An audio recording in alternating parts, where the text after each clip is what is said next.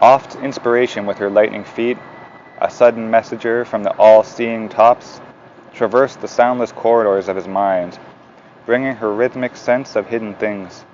A music spoke transcending mortal speech, as if from a golden phial of the All-Bliss, a joy of light, a joy of sudden sight, a rapture of the thrilled undying word, poured into his heart as into an empty cup. A repetition of God's first delight, creating in a young and virgin time, and in a brief moment caught, a little space, all knowledge packed into great wordless thoughts, lodged in the expectant stillness of his depths, a crystal of the ultimate absolute, a portion of the inexpressible truth, revealed by silence to the silent soul, an intense creatrix in his stillness wrought. Her power fallen speechless grew more intimate. She looked upon the seen and the unforeseen. Unguessed domains she made her native field. All vision gathered into a single ray, as when the eyes stare at an invisible point, till through the intensity of one luminous spot, an apocalypse of a world of images enters into the kingdom of the seer.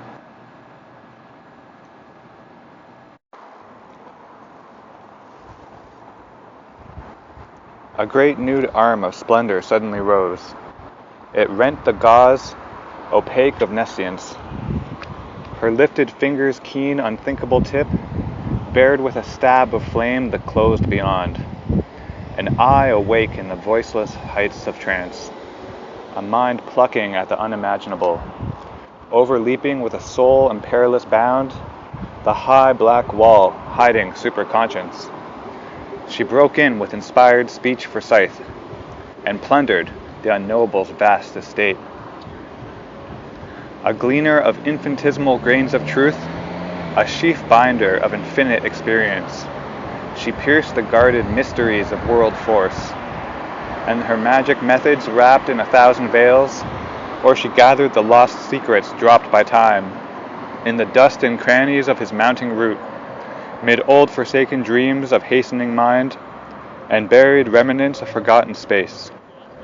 A traveler between summit and abyss, she joined the distant ends, the viewless deeps, or streaked along the roads of heaven and hell, pursuing all knowledge like a questing hound.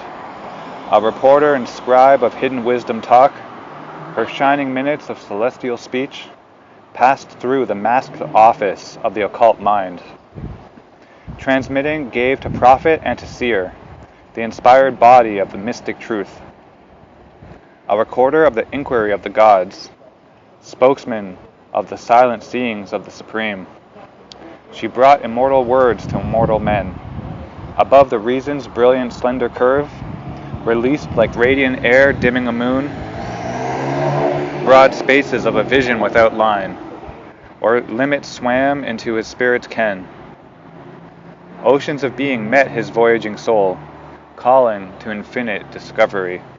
Timeless domains of joy and absolute power, stretched out surrounded by the eternal hush. The ways that led to endless happiness ran like dream smiles through meditating vasts. Disclosed stood up in a gold moment's blaze, white sun steps in the pathless infinite. Along a naked curve in bornless self, the points that run through the closed heart of things shadowed the indeterminable line that carries the everlasting through the years. The magician order of the cosmic mind, coercing the freedom of infinity with the stark array of nature's symbol facts and life's incessant signals of event, transmuted chance recurrences into laws, a chaos of signs into a universe. Out of the rich wonders and the intricate whirls of the spirit's dance with matter as its mask, the balance of the world's design grew clear, its symmetry of self-arranged effects, managed in the deep perspectives of the soul, and the realism of its elusive art, its logic of infinite intelligence, its magic of changing eternity. A glimpse was caught of things forever unknown. The letters stood out of the unmoving word. In the immutable nameless origin was seen emerging as from fathomless seas, the trail of the ideas that made the world, and sown in the black earth of nature's trance, the seed of the spirit's blind and huge desire, from which the tree of cosmos was conceived, and spread its magic arms through a dream of space. Immense realities took on a shape. There looked out from the shadow of the unknown, the bodiless, nameless, that saw God born, and tries to gain from the mortal's mind and soul a deathless body and a divine name. The immobile lips, the great surreal wings, the visage masked by a superconscient sleep, the eyes with their closed lids that see all things, appeared of the architect who builds in trance. The original desire, born in the void, peered out. He saw the hope that never sleeps, the feet that run behind a fleeting fate, the ineffable meaning of the endless dream. Hardly for a moment glimpsed viewless to mind, as if a torch held by a power of God, the radiant world of the everlasting truth, glimmered like a faint star bordering the night, above the golden overmind's shimmering ridge. Even were caught, as through a cunning veil, the smile of love that sanctions the long game, the calm indulgence and maternal breasts of wisdom suckling the child laughter of chance. Silence, the nurse of the Almighty's power, the omniscient hush, womb of the immortal word, and of the timeless and still brooding face, and the creative eye of eternity. The inspiring goddess entered a mortal's breast, made there her study of divining thought, and sanctuary of prophetic speech, and sat upon the tripod seat of mind. All was made wide above, all lit below. In darkness's core she dug out wells of light.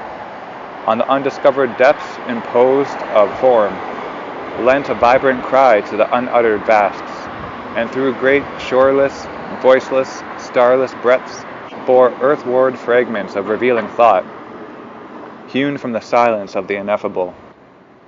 A voice in the heart uttered the unspoken name. A dream of seeking thought wandering through space entered the invisible and forbidden house. A treasure was found of a supernal day. In the deep subconscious glowed her jeweled lamp. Lifted, it showed the riches of the cave, where, by the miser traffickers of sense, unused, guarded beneath night's dragon paws, in folds of velvet darkness draped they sleep, whose priceless value could have saved the world.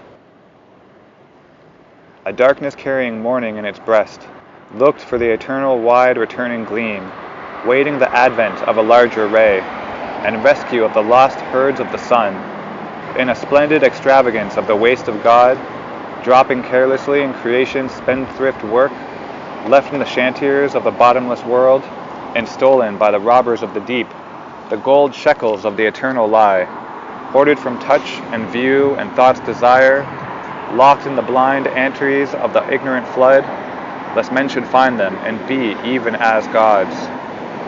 A vision lightened on the viewless heights, a wisdom illumined from the voiceless depths, a deeper interpretation great in truth, a grand reversal of the night and day. All the world's values changed, heightening life's aim. A wiser word, a larger thought came in, than what the slow labor of human mind can bring. A secret sense awoke that could perceive a presence and a greatness everywhere. The universe was not now this senseless whirl. Borne round inert on an immense machine, it cast away its grandiose lifeless front, a mechanism no more or work of chance, but a living movement of the body of God. A spirit hid in forces and in forms was the spectator of the mobile scene. The beauty and the ceaseless miracle lit in a glow of the unmanifest, and the formless everlasting moved in it, seeking its own perfect form in souls and things. Life kept no more a dull and meaningless shape.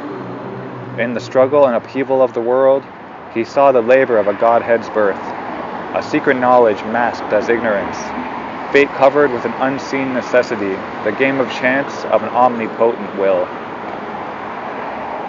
A glory and a rapture and a charm, the all-blissful sat unknown within the heart.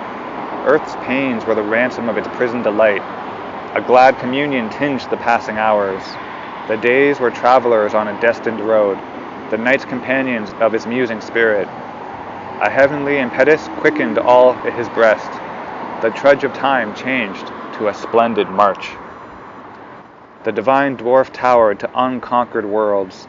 Earth grew too narrow for his victory.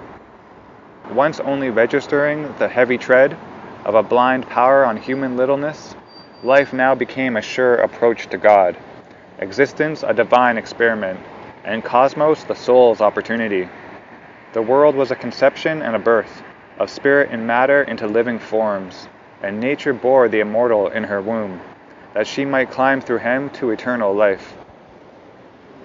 His being lay down in a bright immobile peace, and bathed in wells of pure spiritual light. It wandered in wide fields of wisdom's self, lit by the rays of an everlasting sun. Even his body's subtle self within could raise the earthly parts towards higher things, and feel on it the breath of heavenlier air. Already it journeyed towards divinity, upbuoyed upon winged winds of rapid joy, upheld to a light it could not always hold. It left mind's distance from the truth supreme, and lost life's incapacity for bliss. All now suppressed in us began to emerge.